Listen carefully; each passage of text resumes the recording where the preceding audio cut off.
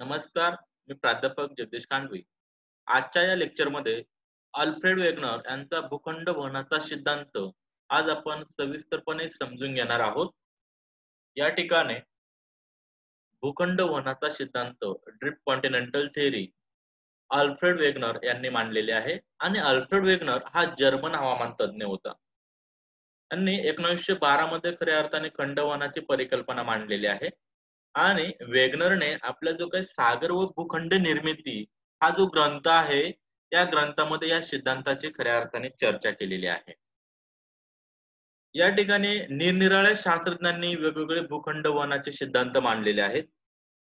त्यामध्ये अँथोनी स्नीडर हा जो काही फ्रेंच शास्त्रज्ञ होता, त्या फ्रेंच शास्त्रज्ञाने 1858 मध्ये मांडलेल्या सिद्धांतामध्ये भूमिखंडे व सागर विभाग यांची स्थाने बदलत असावी या मताचं समर्थन करून खऱ्या अर्थाने भूखंड वहनाचा सिद्धांत अल्फ्रेड वेगनर यांनी 1912 मध्ये मांडलेला आहे. समोर स्क्रीनवरती आपल्याला एक आकृती दिसत असेल.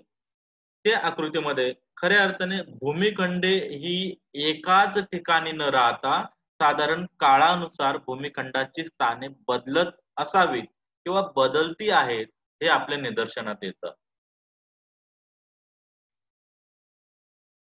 तर या समोरच्या ज्या आकृती आहेत त्या आकृतीमध्ये साधारण 25 कोटी वर्षापूर्वी या ठिकाणी 25 कोटी वर्षापूर्वी म्हणजेच पुराजीव काळामध्ये हे भूमिखंड एकच होतं असं निदर्शनात येतं. आणि दुसऱ्या आकृतीमध्ये साधारण 20 कोटी वर्षापूर्वी हे जे काही भूमिखंड आहेत, ही भूमिखंडे त्यांनी त्यांचे स्थान जे आहे ते स्थान बदललेलं आहे असं आपल्या या ठिकाणी निदर्शनात येतं. या ठिकाणी जे काही सिद्धांत आहे त्या सिद्धांताची जी परिकल्पना आहे ती परिकल्पना देखील या ठिकाणी मांडलेली आहे, की जी सध्याची भूमिखंड आहेत ती भूमिखंडे सियालची बनलेली आहेत आणि सायमा या जास्त घनतेच्या थरावर पाण्यावरील तारफ्याप्रमाणे तरंगत असावी ही भूमिखंड असं वाटतं.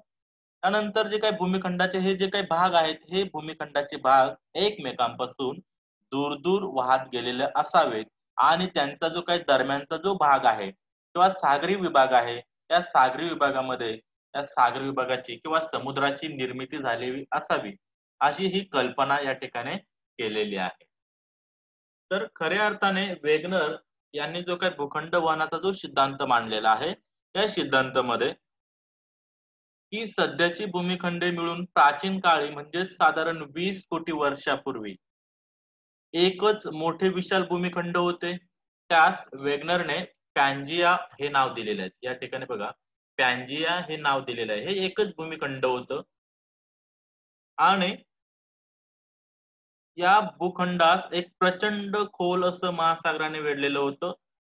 त्यास पॅन्थालसा असं नाव देण्यात आलेलं आहे. म्हणजे एक भूमिखंड होतं आणि सागरी पाण्याचा जो भाग होता त्याला पॅन्थालसा असं नाव देण्यात आलेलं आहे. शेवटच्या काळामध्ये म्हणजे साधारण सुमारे 14 कोटी वर्षापूर्वी जे काही काही स्थित्यंतरे आहेत, काही हालचाली होऊन पॅन्जिया हा दुभंगला व त्याचे 2 भाग झाले. म्हणजे साधारण पॅन्जियाचा उत्तरेकडचा जो भाग आहे, पॅन्जियाचा उत्तरेकडचा जो भाग आहे, त्यास लॉरेन्सिया असं नाव देण्यात आलेलं आहे आणि दक्षिणेकडच्या भागामध्ये हा जो काही खालचा दक्षिणेकडचा जो भाग आहे, त्या दक्षिणेकडच्या भागामध्ये गोंडवाना असं नाव देण्यात आलेलं आहे. आता या ठिकाणी लॉरेन्सिया जो आहे, त्या लॉरेन्सियामध्ये साधारण नॉर्थ अमेरिका असेल, आशिया असेल, युरोप असेल, हे जे काही 3 भूमिखंड आहेत, या भूमिखंडांना नाव देण्यात आलेले आहे आणि जो काही गोंडवाना जो भाग आहे, त्या गोंडवानामध्ये साधारण साऊथ अमेरिका आहे, अंटार्क्टिका आहे, ऑस्ट्रेलिया आणि इंडिया हे जे काय भूमिखंड आहेत, या भूमिखंडांना नाव देण्यात आलेले आहेत. नंतर लॉरेन्सिया व गोंडवाना यांनी उत्तरेकडे व पश्चिमेकडे हालचाल होऊन ते विखंडित झालेले आहेत व त्याचे लहान लहान तुकडे झालेले आहेत आणि हे तुकडे पाण्यावरील तारफ्याप्रमाणे दूरवर वाहत गेले आणि त्या दरम्यानच्या सागर भागाची निर्मिती झालेली आहे. तर खऱ्या अर्थाने जर बघितलं तर 6.5 कोटी वर्षापूर्वी त्यांना सद्यस्थितीत प्राप्त झालेल्या असावेत असं या शास्त्रज्ञांना वाटतं. या ठिकाणी जो काय ड्रीप कॉन्टिनेंटल थेअरी भूखंड वहनाचा जो सिद्धांत मांडलेला आहे, त्या सिद्धांत मांडत असताना जो बल, जो फोर्स किंवा आपण त्याला शक्ती म्हणतो, ती शक्ती कोणती असावी? तर वेगनरच्या मते अंतर्गत बलामुळे पॅन्जियाचं विखंडन झालेलं आहे. आता अंतर्गत शक्ती किंवा आपण त्याला बल असं म्हणतो, त्या शक्तीचा या ठिकाणी उल्लेख केलेला नाहीये. आणि जो काही भूखंड वहनाची जी सिद्धांत मांडलेला आहे, त्या भूखंड वहनाच्या सिद्धांतामध्ये काही दिशा दिलेल्या आहेत, की ती दिशा कोणती असेल, की भरती ओहोटीच्या बलामुळे भूमिखंडाचे विषुववृत्ताकडे वहन झाले व गोंडवानाचे विभाजन होऊन अरेबिया, द्वीपकल्पीय भारत, आफ्रिका, ऑस्ट्रेलिया, अंटार्क्टिका या भागाची खऱ्या अर्थाने निर्मिती झालेली असावी, असं वेगनर यांना वाटतं. तसंच नाही का वेगनरचा भूखंड वहनाचा जो सिद्धांत आहे, तो पर्वताच्या निर्मितीवर देखील प्रकाश टाकतो. त्यांच्या मते जे काही निरनिराळे विखंडित भाग समोरासमोर सरकल्यामुळे महासागराच्या तळभागावर वळ्या पडून खऱ्या अर्थाने पर्वतांची निर्मिती झालेली असावी, असं जे काय अल्फ्रेड वेगनर आहे यांना वाटतं. त्यांनी या ठिकाणी काही उदाहरण देखील दिलेले आहेत, की उत्तर अमेरिका व दक्षिण अमेरिका पश्चिमेकडे सरकल्याने पॅसिफिक महासागराच्या तळभागावर वळ्या पडून खऱ्या अर्थाने रॉकी व अँडीज पर्वतांची निर्मिती झालेली असावी, असं या शास्त्रज्ञांना वाटतं. तसेच आफ्रिका व युरोप खंड परस्परांकडे सरकून आल्प्स पर्वताची आणि लॉरेन्सिया आणि गोंडवाना एकमेकांकडे सरकून तेथीस समुद्राची तळभागावर वळ्या पडून हिमालय पर्वताची निर्मिती झालेली असावी, असं या वैज्ञानिकांना वाटतं. भूखंड वहनाचे जो काही सिद्धांत आहे, त्या सिद्धांताचे पुरावे आपण या ठिकाणी बघणार आहोत.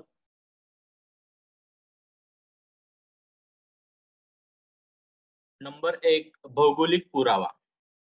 या ठिकाणी समोर आपल्याला एक आकृती दिसते स्क्रीनवरती. या ठिकाणी जो अटलांटिक महासागर आहे, हा जो काही अटलांटिक महासागर आहे, त्या अटलांटिक महासागराचा जो पूर्व भाग आहे आणि पश्चिम भाग आहे, या दोन्ही भागाचा जर आपण भूरचना जर बघितली, तर त्या भूरचनेमध्ये साम्य आढळतं, असं वैज्ञानिकांना वाटतं. त्याच पद्धतीने या ठिकाणी साऊथ अमेरिका आणि आफ्रिका म्हणजेच साऊथ अमेरिकेचा पूर्वेकडचा भाग आणि आफ्रिकेचा पश्चिमेकडचा जो भाग आहे, या ठिकाणी हा जो काही जर भाग एकमेकांच्या जवळ जर आणला, तो तर चपखळपणे एकमेकांमध्ये बसतो. त्यालाच आपण जिग्सॉ फिट असं देखील म्हणतो. म्हणजेच वेगनर यांच्या मते साधारण या ठिकाणी एक भौगोलिक पुरावा आहे, असं वेगनर यांना वाटतं. नंबर 2 भूगर्भशास्त्रीय पुरावा. आता या ठिकाणी अटलांटिक महासागराचा जो काही पूर्व आणि पश्चिम किनाऱ्यालगतचा जो काही प्रदेश आहे, त्या प्रदेशामध्ये जे खडक आहे, या ठिकाणी जो खडक आहे, हा जो कलर दिसतोय, त्या कलरचं खडक काही प्रत्येक प्रदेशामध्ये या ठिकाणी आढळून येतं. म्हणजेच वेगनर यांना असं वाटतं, की जो भूगर्भशास्त्रीय पुरावा आहे, काही हिरांच्या खाणी आहेत. या खाणी आणि त्यांचे जे काही कंटेंट आहेत, ते कंटेंट सारखेच म्हणजे साऊथ अमेरिकामध्ये ते हिऱ्यांच्या खाणी आहेत, त्याच कंटेंटचे भाग काही भाग हे आफ्रिकामध्ये असावेत किंवा आहेत, तर काही भाग हे नॉर्थ अमेरिकामध्ये असावेत किंवा आहेत, असं वेगनर यांना वाटतं. नंबर 3 पुराजीव विज्ञान विषयक पुरावा. आता या ठिकाणी अटलांटिक महासागराच्या दोन्ही किनाऱ्याजवळ आढळणाऱ्या प्रदेशात वनस्पती आणि प्राणी यांचे प्राचीन काळातले जे काही अवशेष आहेत, ते अवशेष सारख्याच प्रमाणात आढळतात. आता या ठिकाणी जर साऊथ अमेरिका आणि आफ्रिका यामध्ये जर बघितलं, तर जे सायनोगॅन्थस नावाचा जो प्राणी आहे, त्यांचे जे अवशेष आहेत, ते अवशेष साऊथ अमेरिकामध्ये देखील सापडतात आणि आफ्रिकेमध्ये देखील सापडतात. तर त्याच पद्धतीने जे काय लिस्ट्रोसॉरस जो नावाचा जो काही प्राणी आहे, त्यांचे जे अवशेष आहेत, ते अवशेष आफ्रिका, इंडिया आणि अंटार्क्टिका या तिन्ही भूमिखंडावरती आढळतात. म्हणजे याच्यावरून असं सिद्ध होतं, की पूर्वी हा एकच भूमिखंड होतं, असं वेगनर यांना वाटतं. नंबर 4 हवामान परिवर्तन विषयक पुरावा. तर प्राचीन युगातील जे काही हिमावरणाचे जे चिन्हे आहेत ते चिन्हे आफ्रिका व दक्षिण अमेरिका या दोन्ही खंडावरती स्पष्टपणे आढळतात. तसेच जे काही प्राचीन काळातील हिमनद्या आहेत त्या हिमनद्यापासून तयार झालेले जे संचयन आहे ते संचयन ऑस्ट्रेलिया व भारताच्या दक्षिण भागामध्ये देखील आढळतात आणि त्यामध्ये बरेचसे साम्य आढळते. हा देखील एक पुरावा मानला जातो. त्यानंतर नंबर 5 जीवविज्ञान विषयक पुरावा. म्हणजे युरोपातील जे काय स्कॅन्डिनेव्हिया जवळील जो काय बेट आहे, त्या बेटावरती लेमिंग नावाचे जे पक्षी आहेत, त्या पक्ष्यांची संख्या वाढल्यावरती ते पक्षी पश्चिमेकडे प्रवास करतात आणि ते पक्षी प्रवास करत असताना समुद्रात पडून ते नाहीसे होतात. यावरून त्यांची वंश परंपरागत प्रेरणा हेच सिद्ध करते, की त्यांचे पूर्वज देखील पश्चिमेकडे स्थलांतरित करत असावे.